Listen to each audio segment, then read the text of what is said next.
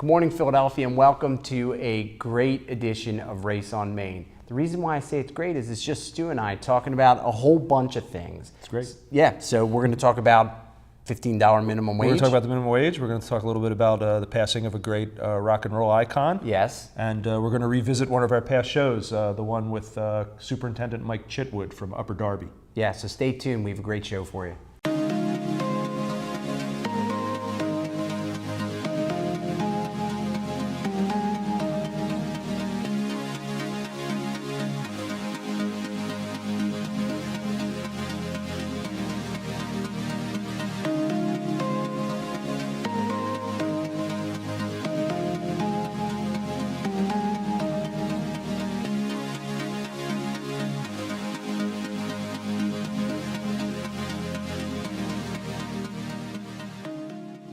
Good morning, Philadelphia, and welcome to another great edition of Race on Main. We're happy to be with you. And don't forget, you can always check out all of our past episodes at raceonmain.com. There's tons of information out there for you, all of the back episodes, and just a whole wealth of great details that you can find there. So thanks for tuning in.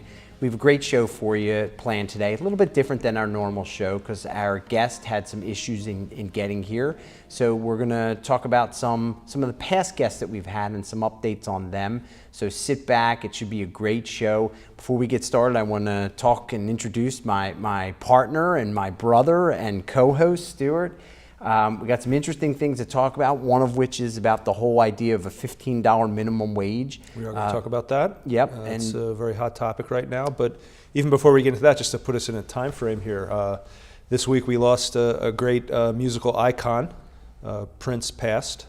And we were talking at lunch the other day, and we were saying that, you know, this is a guy that really affected the musical landscape going forward from the 1990s. Without Prince, you probably don't have acts like even as high up the food chain as Beyonce does not exist without Prince. You know, it's an interesting influence that he had, and as we started to look at this, I always go and take a look at all the numbers just because I'm curious. And you had made mention of something like you think that the estate might be worth almost $1 billion. Yeah, I mean, pretty significant. So you don't get to that level in that industry by being a nobody. No, that's for sure. Not by any means. But I think that the amazing thing when you talk about Prince is like if you talk about, you know, if you have all these top 10 lists and things, and people say, you know, who were the greatest songwriters, American songwriters, world, you know, international songwriters, whatever the case may be. And people are always, you know, they talk about Bob Dylan and the guys from the Grateful Dead and Billy Joel and Elton John and Bernie Taupin, who wrote with Elton John. But I think Prince would not characteristically make that list because people don't think of him. Yeah, yet he probably belongs on that list. He might. You know, it's hard to tell. Because it's not just Prince songs. Well, no, I understand that. I get that. He's probably penned a lot of songs that other people have performed and certainly influenced them in various directions. I think probably if I had to guess, you think of, and I don't know if this is a good thing or a bad thing from a marketing standpoint, he was a little bit odd towards the end of his career. At the end, he was odd at the beginning. Like but I mean really odd. Yeah. You know, in terms of... He was a recluse. Yeah, exactly. Yeah. So I think as a result of that, it sort of puts him in a whole different compartment away from a bit of the mainstream, which was, I think, what his goal was. He didn't want to be the mainstream. And as a result, when you look at mainstream metrics, people don't think of him in that capacity. They don't. And I'd like to add one other thing to that is I think he probably belongs on the list of the top guitar players also. Now I'm not sure I agree with that. I know there's Eric Clapton, there's Pete Townsend, there's Robin Trowers. There's a host of them. Right, but Prince is a different style of guitar. But for sheer unadulterated quantity of notes in a period of time. I mean, the guy could play. Yeah, there's no question, talented person. it's a shame that on the younger side of things has to go. So, but this is what happened. This is what happened this week, I guess. Yeah, I suppose. And but then looking back even further, I looked at the album sales, and I looked at all of the details related to Purple Rain, the album, the movie, all of that. Really, really pretty significant overall, from an economic impact. And that's another thing. I bet you people don't say. You say how many, top albums of all time. Purple Rain, it may not be in the top 10 or the top 5 or even the top 10, but go pull it out and listen to it again. Yeah, I mean 20 years later, they're still playing it, even prior to his death. Yeah. So you still hear quite a bit of it. So it's interesting. It's a sad loss, I guess, in the music industry. Certainly. But check out some of those old videos and things like that. For if you're in the right age group, it'll bring you back to high school, junior high school. It's kind of fun. Absolutely. So, well, you mentioned the $15 minimum wage, which is kind of, there's no segue there, but look, it's been a huge topic for a little while. It's funny because I read the notes that you put together on it this morning, and it was very interesting. Actually, one of the more one of the more interesting components to it, because we always think of what's the cause and effect of something is where I'm going, and everybody thinks that the if we change the minimum wage to $15, the effect is going to be positive. And quite a bit of what I took from what you put in here is exactly the opposite of that. Well, in terms of employing people and employing them at a decent wage. Because what happens when wages in certain areas go up, what do? We automate, right? Right. Well, you did read the notes. I did read them. So, and which I mean, obviously, I know that's what takes place regardless. So, and it doesn't matter what industry. So, if the price per laborer for somebody manufacturing a car becomes too high, what does the car industry do? They automate. Okay. If the price to pay somebody at a McDonald's is too high, what's McDonald's going to do? They're going to automate. And every other industry where a minimum wage might be affecting the personnel working there, you're going to see some of those things happen. They'll look at the long term. It'll cost this capital outlay right now, and then we're good for a long time. Right. And you're in a circumstance where a lot of those folks might be out of a job that they ordinarily have. Well, that's what seems to be the trend, and I suspect, because I can see the future, that we're going to talk about this, and I have a feeling before we're finished, we're going to be talking about robots and the car industry. But taking this from the top.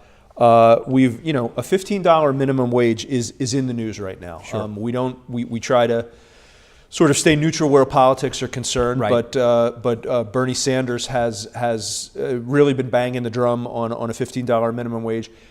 2 weeks ago, not this past week, but the week before, he got Hillary Clinton to pivot. I keep using that word today, but to pivot over to support of that $15 minimum wage. Now, what is a $15 minimum wage? Well, for a full-time employee, a 40-hour-a-week employee, that is a $30,000 per year salary. All right.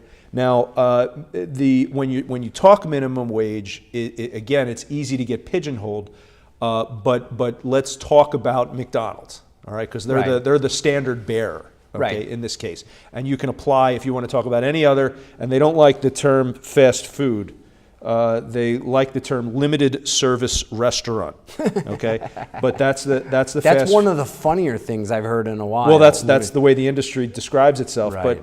But recently, the gentleman, and I did not write down his name, but the gentleman who had been the president of McDonald's USA for the past 13 years, I believe he stepped down in 2014. He came out and he said, look, a $15 minimum wage, it will not be an end to the brand. Right. Okay. It's the brand is strong. It's not going to go anywhere. But what it will do, and this was his point in the article, which by the way appeared in Forbes, it will wipe out thousands of entry-level opportunities, which is what you were talking about. Yes. And here's how the numbers work. A typical limited service restaurant owner, okay, is not the big corporation. It's a small businessman. Right. Okay? McDonald's doesn't own any of the McDonald's. It's a guy in the neighborhood. I mean, they own a couple. Right, but it's irrelevant. Yeah. But really, it's a guy in the neighborhood. And you're right. And he's usually doing pretty well as far as small business is concerned. Yes. But the average for a McDonald's is a $2.6 million gross. Okay, so it is a small business. Okay, and if you need, and I looked this up, you need, apparently, to run a McDonald's franchise, you need 630 man hours per week. Okay, based on how many hours it's open and how many people it takes to run the place. That translates to 21 employees, by the way, averaging 30 hours a week. So we're assuming that most McDonald's employees are not full-time, but that's... You have, in some cases, you have kids working who are in high school, college, and so... But it's 630 man hours, and what that comes out to is just under $500,000 in wages. Okay. So you got a $2.6 million gross, and $500,000 of that of the expenses against that gross are wages. That's about 20%. All right, and 20% is good. Right. That's what the Small Business Association says wages should be. Okay, but small business owners are going to look to maximize profits. Well, I'm going to take it one step further and walk us away from McDonald's. Okay. The guy who owns the corner pharmacy. Well, I'm going to have to. I just got to take you back to McDonald's for 1 second because I need to follow up on the automation thing. Okay. So it's 20% of the gross, and that's fair. You're running a good tight ship if you're doing that. Right.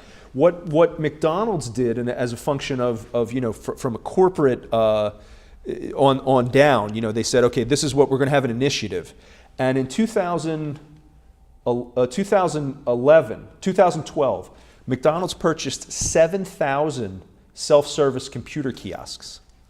7,000 people, boom. The limited 7,000 people, no. 100,000 people. Well, because this is the beta. No, right, but it's not 7,000 people because that kiosk can run 24/7. Correct. Where you might have might have 3 people in that position. You're right. You're absolutely so it's right. Way more than 7,000 people. And also, McDonald's is getting ready to set up self-serve coffee stations. So they're not even going to, you're not even going to order coffee at McDonald's. You're going to go hit the button and it's going to come out, and so on and so forth. The estimate, and again, I'm quoting from this article in Forbes, is that of the 4 million jobs that exist just in the fast food industry right now, there are other minimum wage jobs, but 4 million jobs in the fast food industry, 1 million of them will be eliminated inside of 2 years. So if we go to a $15 million, $15 minimum wage. Right. So all those people that can now, the buzzword is they can afford to shop. No, they can't, because 25% of them are going to be out of a job. Yeah. The only other thing that could happen from there's 2 other things that nobody has, I don't think people have talked about. One is inflation. So it gets passed off on the consumer. If people start making $15 an hour, the cost of everything goes up. Mm-hmm. And they probably have talked about this. They do. So your $15 an hour really isn't worth $15 an hour 6 months from now, maybe a year. It'll take a little bit of time to catch up, but then all of a sudden you're back in the exact same spot because inflation goes up, and instead of your McDonald's burger being $1, it's now $2 or whatever the case may be. That's the first part to it. But one of the positive things that I wonder if this could occur from here is that if we talk about automation, the industries that support automation will be looking for more people. Oh, sure. That's what you hope for. Yeah. And those are obviously better jobs than some of the ones that we're talking about from a standpoint of earnings and things like that. But they require more training. But they do. There's no question about it. So, but do you elevate a certain group of people who now, because we need more folks in that industry, do you now all of a sudden take folks who were, let's say maybe, could have been X, and now we can jump them to Y, and it's that much better of a lifestyle for them.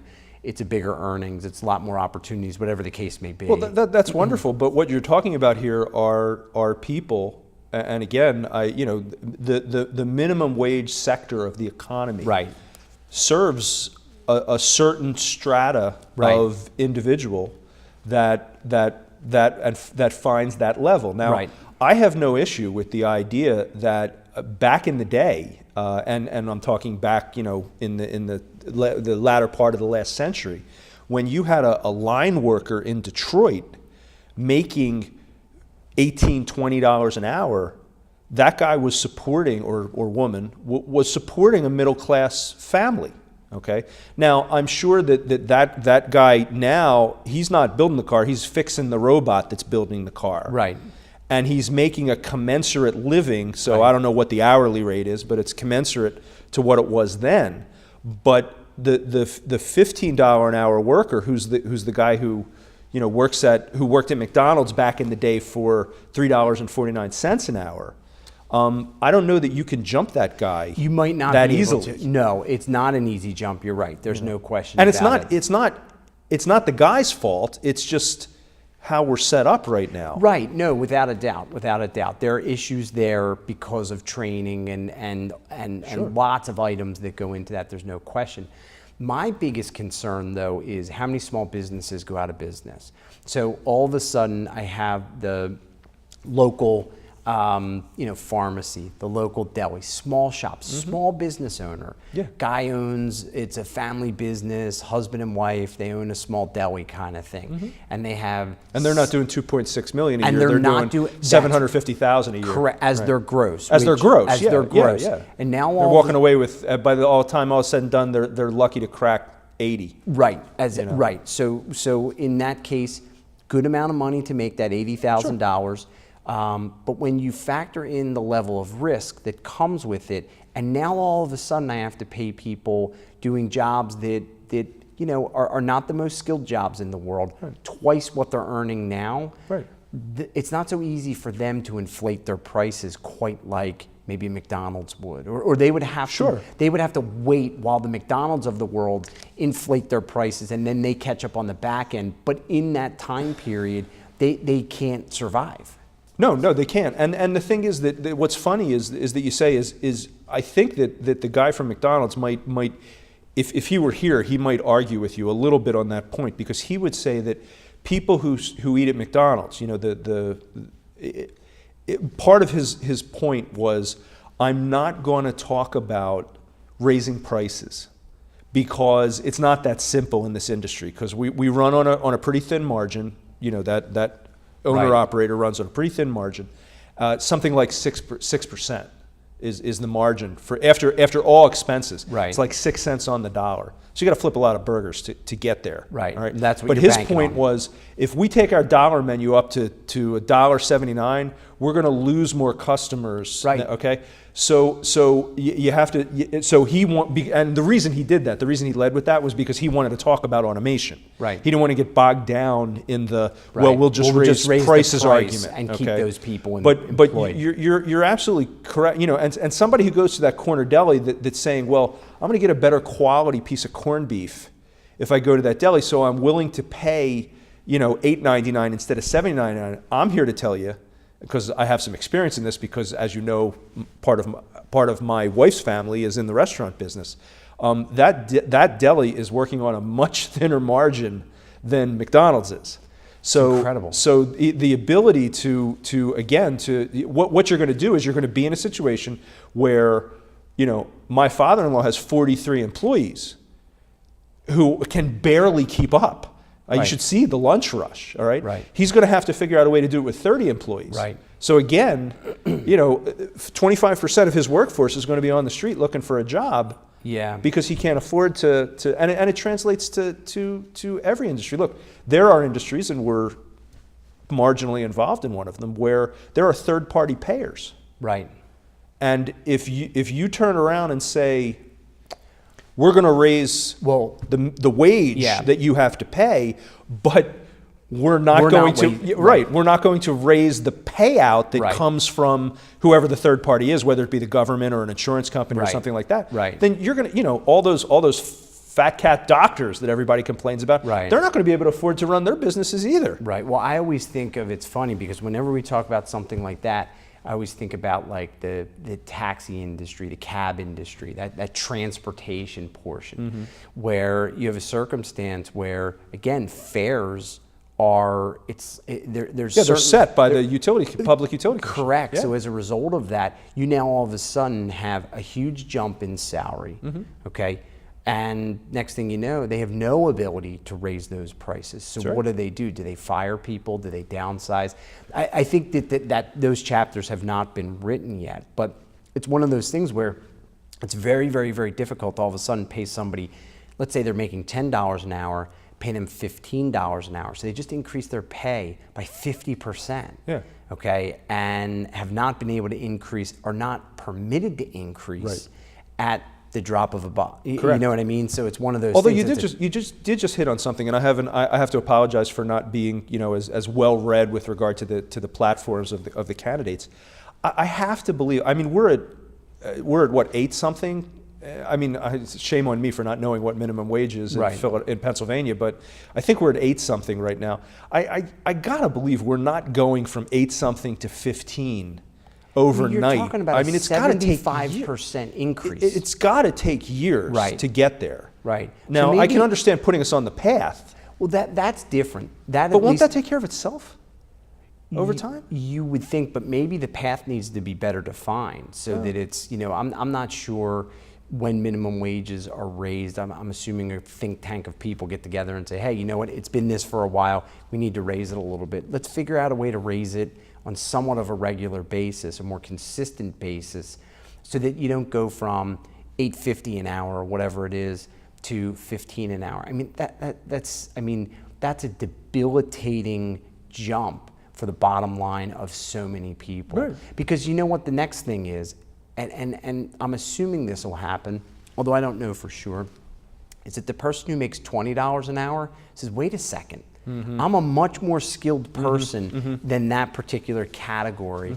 If they're making 15, I should be making 25. And then all of a sudden we start seeing this very, very substantial increase in wages, a very, very substantial increase in inflation. And it's one of those things where you have to be careful. It's not like, it's sort of like, and I've talked about this, you and I have talked about it before, there was an episode of the X-Files where they find a genie, and the genie says, make a wish. What's the law of unintended consequences? Well, that's exactly it. And and the whole show is all about, like, I make a wish, like I won $1 million kind of thing. But what's the fallout for all of the other people as a result of me earning this $1 million? So it's the same kind of thing. It's not one item. It is one item that then has this rippling effect. And you would hope that the $15 per hour minimum wage is the sound bite, and that there's some actual meat behind, the plan for that makes more sense, so that when it comes out, that yes, we're on the road to a $15 minimum wage, but by the way, it's going to be 2030 before we get there, or something like that. And one of the things that you brought up also, which was hit on in this article in Forbes about, he talked about how, the brand will not disappear overnight. But his point was, it's the raises that are going to come within the industry, let alone the people in other industries that are already demanding more based on this. It's the raises that are going to come within the industry. And again, he's talking about not keeping pace with the food supply or whatever the case may be. But one of the things that we haven't hit on, which begs part of this conversation, is, since the dawn of time, industries have come and gone, and usually at the behest of automation. Right. So, if you want to get a good eye roll in my house, make a statement like, well, there are no buggy whip makers anymore. I use that one all the time. Or there are no, when I was in law school, they used to talk about how, by the time you're out of law school, there will be no more bank tellers. Right. Now, there still are bank tellers, but there are many fewer than there were when we were kids. I do everything at an ATM. Sure.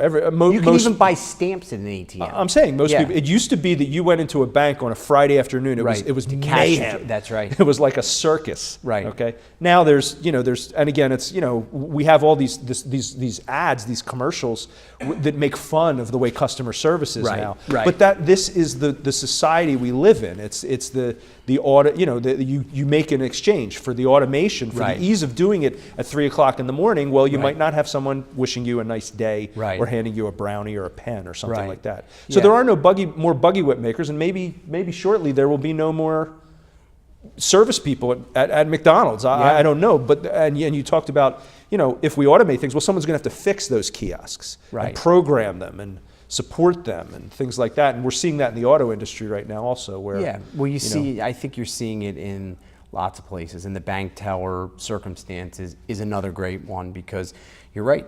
I go into local bank right across from where our offices are, and usually and I go in because I have a relationship with the folks there, and it's more than just a let me cash a check kind of thing. There's more to it, as you know. And there's only maybe 2 tellers there. all day throughout, because it's just not as necessary as it once was. Right. And it's in a busy shopping area, so it's not like that it's a small local, not too many people walking in. It's busy there, and yet they still don't need that because of some of the automation. And the one true law of economics is that the economy always lurches forward, in a sense that we close off an industry, and a new industry develops out of the technology that closed Right. off that old industry. Right. So again, we're talking about a $15 minimum Right. wage. Right. Is it going to be? It's not going to be all that in the short run. Right. And maybe if we had a plan and people had hope for it and whatnot, it would be a good thing. But it's not as cut and dried as the politicians make it seem. No, and it never is. And that's what people on, I guess, Main Street, and I think they understand this. I think the politicians think we don't get it, but that it's a longer, more broad, more in-depth conversation than let's raise it to 15. That is a short-term fix. That will help for 6 months, maybe a year. Then after that, inflation goes, automation goes, and next thing you know, I mean, maybe automation is in this case a good thing, and it will push people to elevate to newer and bigger levels. So I'm sure we'll get back to that. One other thing I want to talk about as we start to wind things down for the show today.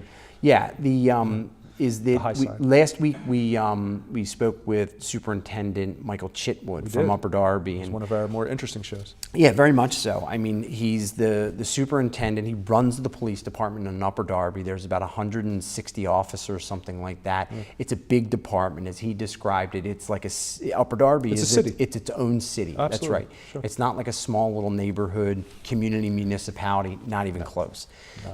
You and I actually had we had lunch with them last week as sort of a wrap up and a follow up and this relationship that we have with him. And he talked about something that was very interesting to me, and I'm just curious to put it out there to see if other law enforcement people are doing this, or maybe they could take a page out of his book and think, oh, this might be a good idea. And he talked to us about two families in Upper Darby, and they were sort of feuding on the street together. One had a couple of sons and a bunch of their friends, didn't get along with the folks down the street, couple of sons, couple of their friends, and there were some major problems with it. And what he did, and I thought this was fantastic, is he went out, knocked on the door of the one house, and said, hey, I'm not here to arrest anybody or anything. This is what I'm hearing in the community. This is what I'm hearing on the block. This is your neighborhood. Let's sit down and try to figure this out. And as he sort of indicated with our conversation with him here on the show, that those are some of the things that he alluded to that he would do related to the drug issues that we talked about last week. Finished with that person. He went down the street, knocked on the other door. I'm here in a suit and tie. We're not here to arrest anybody. And the person at the house said, hey, listen, the person you need to speak to is not here. Can you come back at 6? Left, came back at 6 all by himself, knocked on the door and said, hey, I'm here. Let's talk and try to figure this out. That's old-time police work. It's like when the officer Jones used to walk the beat. He did mention at lunch that it's a little hard to do that because of the economies of the municipalities. But look, here's a guy who's out there doing it the old-fashioned way, one house at a time. Yeah, and I just found it, one, fascinating, and two, it seemed like it made sense. Now he said, look, I have no way to measure whether or not any of this works or doesn't work. But as the leader of the team kind of thing, I feel like I need to be out there knocking on doors and asking them, hey, this is our community. Somebody's going to get hurt badly if we don't act more civil towards each other. And let's figure this out as a community. You both live on the same street. There's got to be a middle ground where we can make this work. Well, it's all about the middle ground. Yeah, it is all about the middle ground. So anyway, as we wrap up here, I just wanted to say thank you to everybody for watching. We appreciate it. Don't forget to check out all of our past episodes at raceonmain.com. They're all there for you. You can watch them at your leisure. It is a terrific site. I want to thank Tim Milloway, our director, who takes care of that, does a great job with it. So please check it out at your earliest convenience. And as always, don't forget all those first responders out there. They're working hard for you, whether you realize it or not. They are out on the beat, so to speak, making sure our communities are safe. And we want to thank them. A special thanks to all those folks out there.